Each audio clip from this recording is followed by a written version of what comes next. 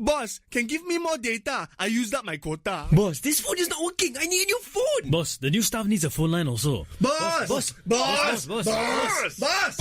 There's so much to do and so little time when you're managing a business. With Maxis One Business Flexi, you can manage your employees' mobile plans easily, anytime, anywhere. Get the one solution that lets you focus on what matters most, growing your business. Visit maxis.com.my/onebusinessflexi for more info. Boss, can I also get a raise? This is a download from BFM 89.9, the business station.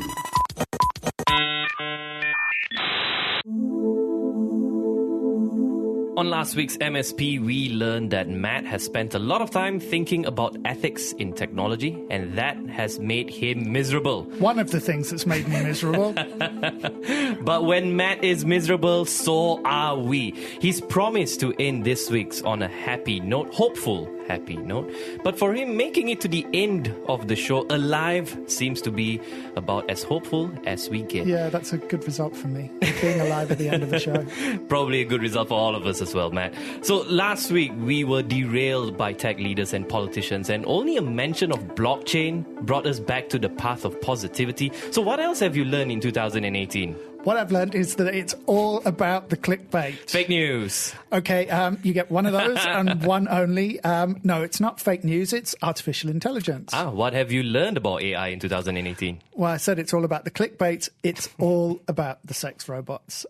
Seriously, I've been booked to talk so many times this year, conferences, other radio shows, always about sex robots. Well, it's nice to be an expert, right? That's the thing. I don't want anyone to think that I'm an expert on sex robots or an advocate for them.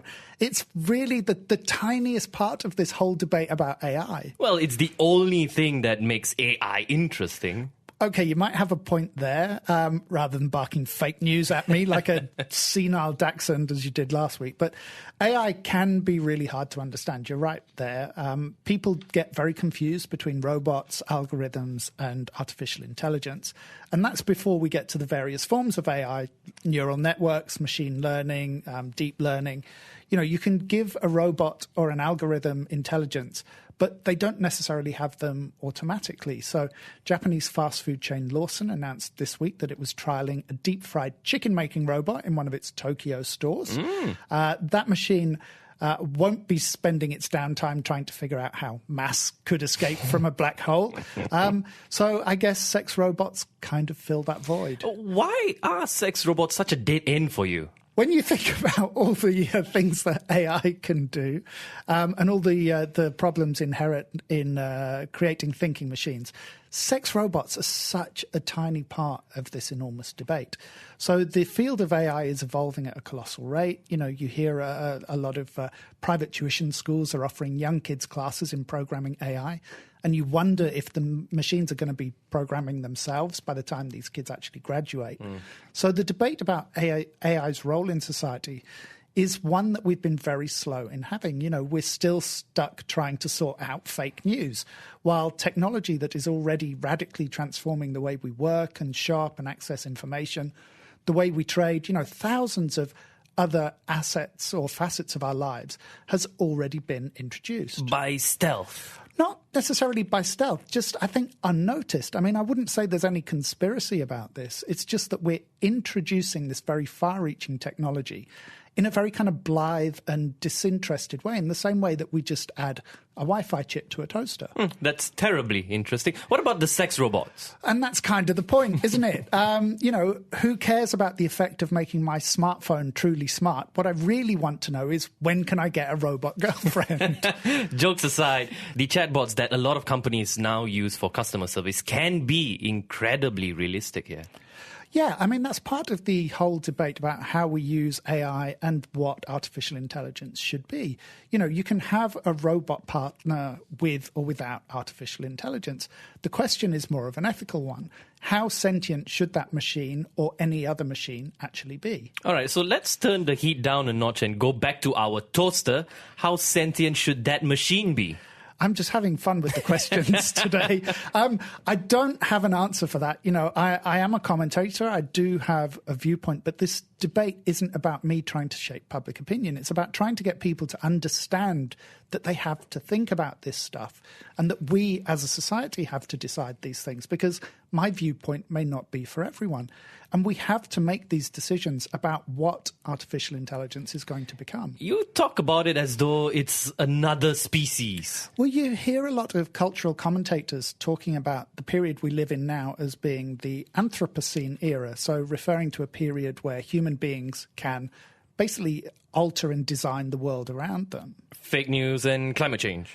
Well, thank you for saying that without exclamation marks for once. I've got this theory that fake news and all its shoutiness was invented by pharmaceutical companies to boost sales of headache pills. But that's another episode.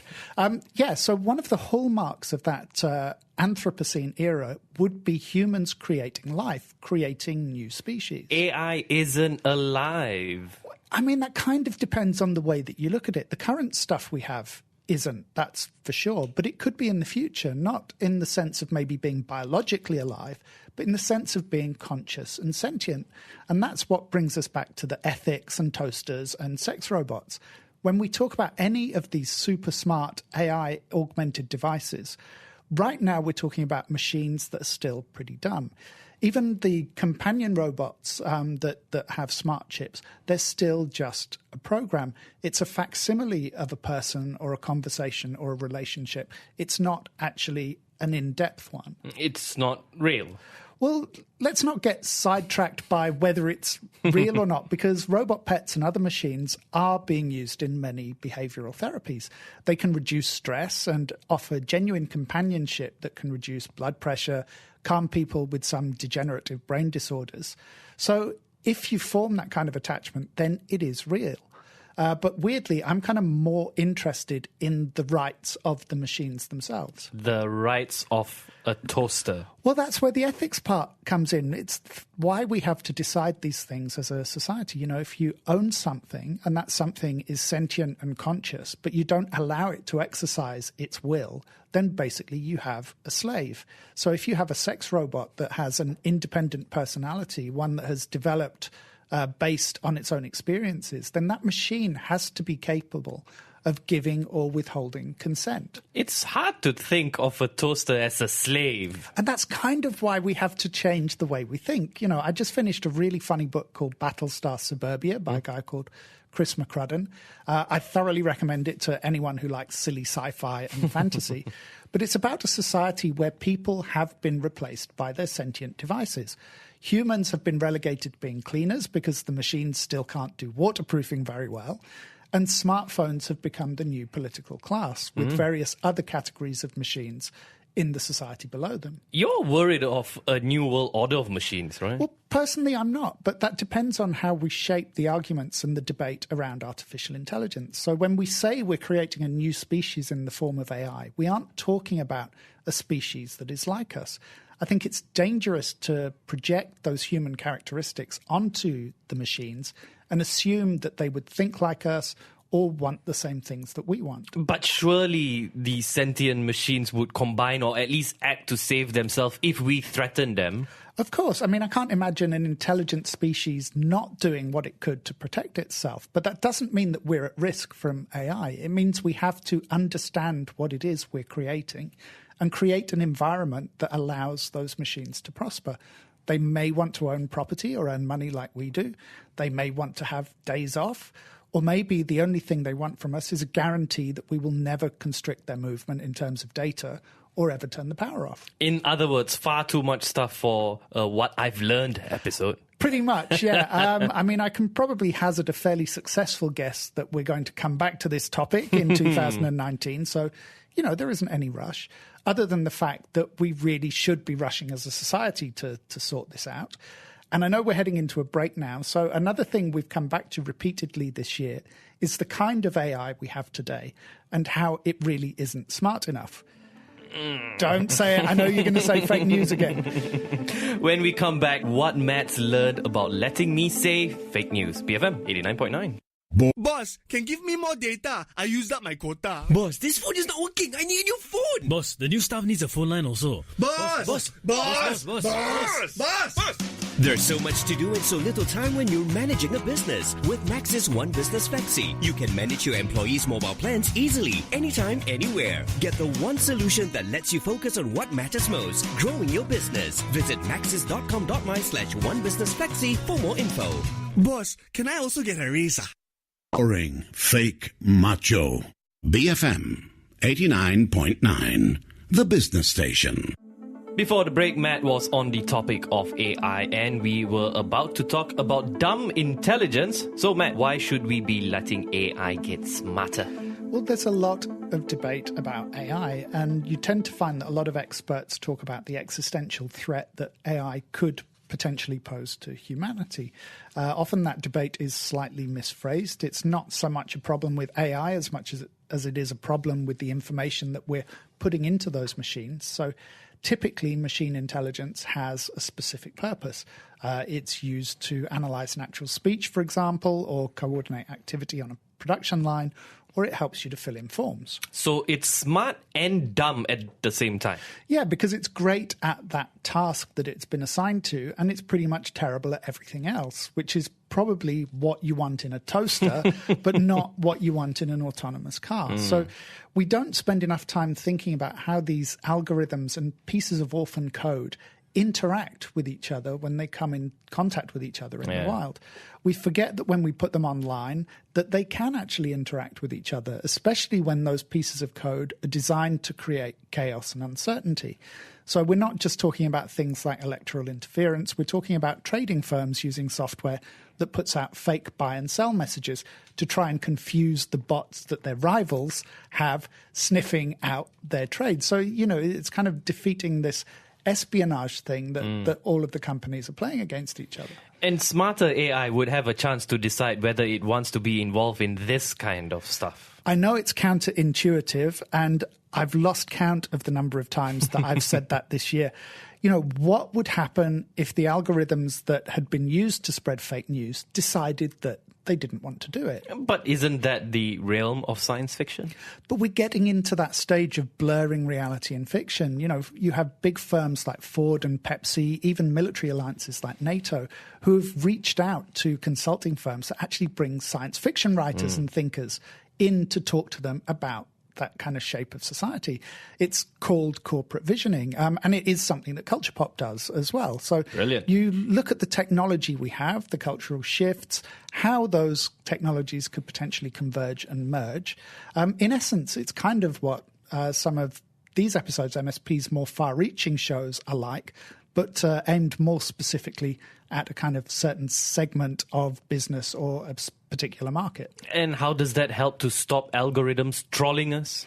Because making them intelligent enough to understand what trolling is, and then you can ask them if they want to be party to that.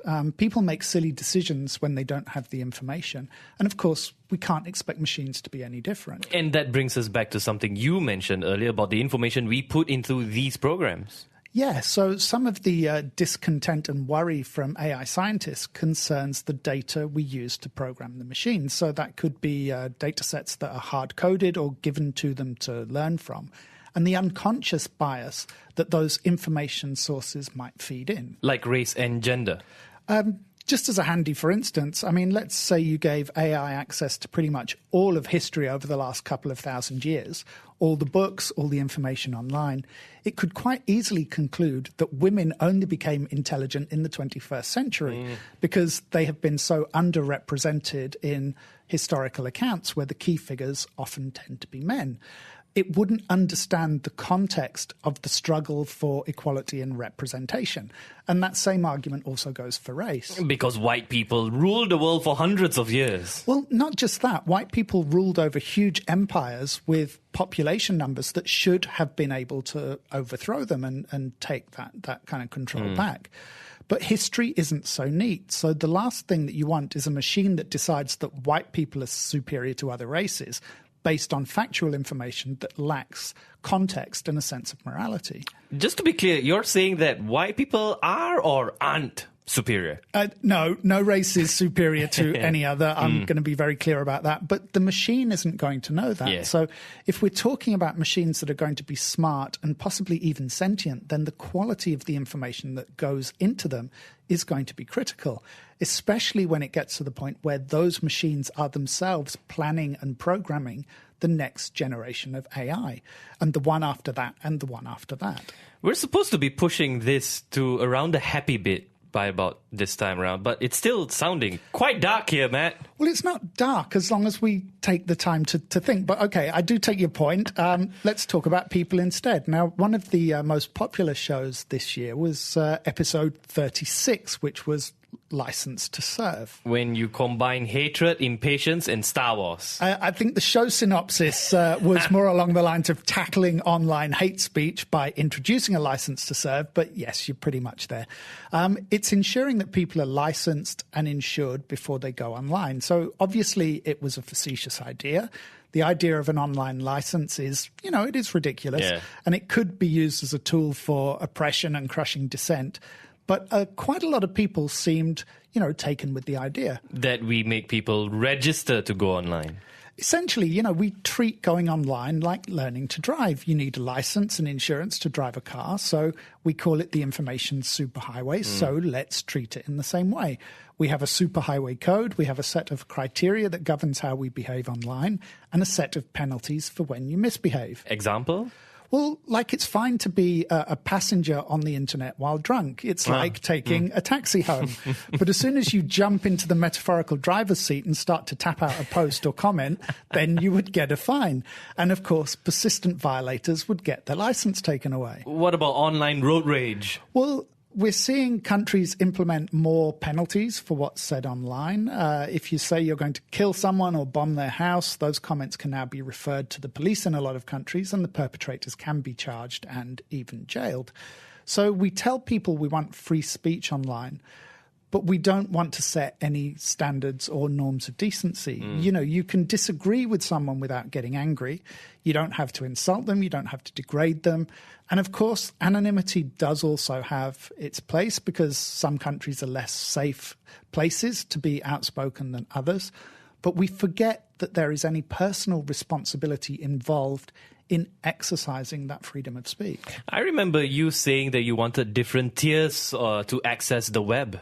Yeah, sure. I mean, there could be training levels, again, like the whole driving thing. You could have classes and you take tests and you progress. And then for the first year or two, after you get your license, you can access a probationary tier of the internet, which you're graded on. You know that none of this is feasible, don't you? I know it's not practical, but we're already seeing this kind of action being brought in the kind of social behavior scores and apps that countries like China are using. And that's really a trend that I think we want to avoid, because then you're in a situation where a government has this quite arbitrary control over your actions. They can effectively make people break friendships with you because being associated with you might negatively impact on their social score. Really? You're telling us to be nice? I'm just asking people to be civil. We enjoy a lot of freedom on the internet, but we forget that a lot of the internet real estate is privately owned, and privately owned tech companies don't have to guarantee you freedom of speech. They have to guarantee profits to shareholders. So we've seen companies like Reddit shut down controversial boards and dubious media like InfoWars being banned from most social media platforms. Even hosting companies and payment gateways have started to decline business from what they classify as hate sites. So these companies can ban people when public opinion or shareholder action necessitates. So we have to treat these rights we have online with respect, or they can be taken away in a huge number of different ways. And that brings me, I think, to the last thing I want to leave everyone with today. That the world isn't binary. Yes, the truth is complicated. We aren't machines. We don't run on ones and zeros. The world is a nuanced and complicated place. Technology makes things easy to do, but complicated to understand. And that's disconcerting, I think, for a lot of people.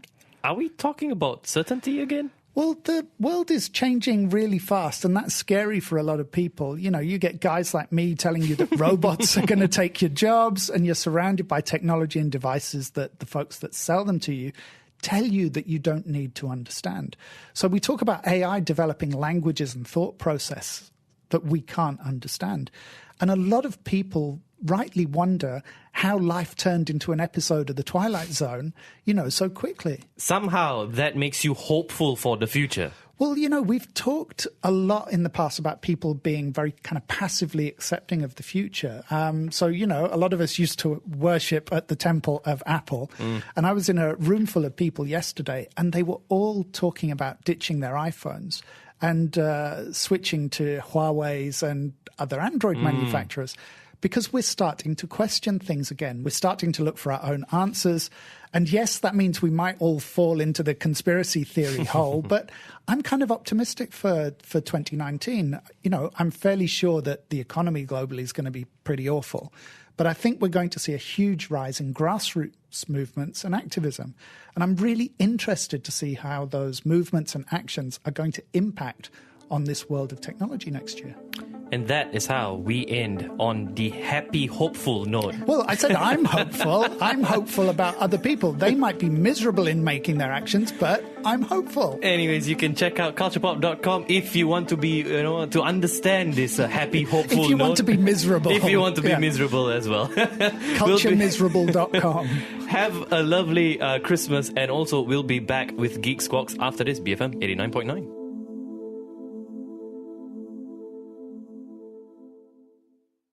Thank you for listening to this podcast. To find more great interviews, go to bfm.my or find us on iTunes. BFM 89.9, the business station.